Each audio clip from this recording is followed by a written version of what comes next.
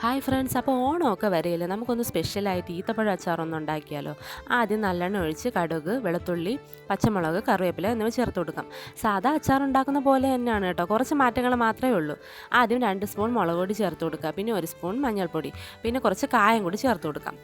അതിനുശേഷം നമുക്ക് നന്നായിട്ട് അതിൻ്റെ പച്ചമണം മാറുന്നത് വരെ നന്നായി മൂപ്പിച്ചെടുക്കാം. ശേഷം നമ്മുടെ കുരു കളഞ്ഞ് വെച്ചേക്കുന്ന ഈത്തപ്പഴം നമുക്ക് ചേർത്ത് കൊടുക്കാം. ഈത്തപ്പഴം ചേർത്ത് നന്നായി ഈത്തപ്പഴം ഒന്ന് വെന്ത് വരുന്നത് വരെ ഒന്ന് ഇളക്കി യോജിപ്പിക്കാം. അതിനുശേഷം ഒരു പിടി പുളി നമുക്കെടുത്ത് ചൂടുവെള്ളത്തിലൊന്ന് കോത്ത് വെച്ചേക്കാം. അത് ഇതിലേക്ക് പിഴിഞ്ഞ് നമുക്ക് ഇട്ട് കൊടുക്കാം.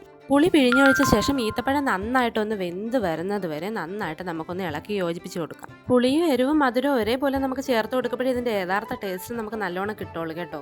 ശേഷം നമുക്ക് ശർക്കര പാണിയാക്കി വെച്ചേക്കുന്നത് ഇതിലേക്ക് ഒഴിച്ചു കൊടുക്കാം. അതിനുശേഷം നന്നായിട്ട് ഇളക്കി ഈത്തപ്പഴം നന്നായി വെന്ത് കുറുകി വരുന്നവരെ നന്നായിട്ട് ഇളക്കി യോജിപ്പിക്കാം. അപ്പോൾ നമ്മുടെ ഈത്തപ്പഴം അച്ചാർ ഇവിടെ റെഡി ആയിരിക്കുകയാണ്. എല്ലാവരും മസ്റ്റായിട്ട് ട്രൈ ചെയ്ത് നോക്കണം കേട്ടോ. അപ്പോൾ ഈ വീഡിയോ നിങ്ങൾക്ക് ഇഷ്ടപ്പെട്ടെങ്കിൽ please like and subscribe my channel.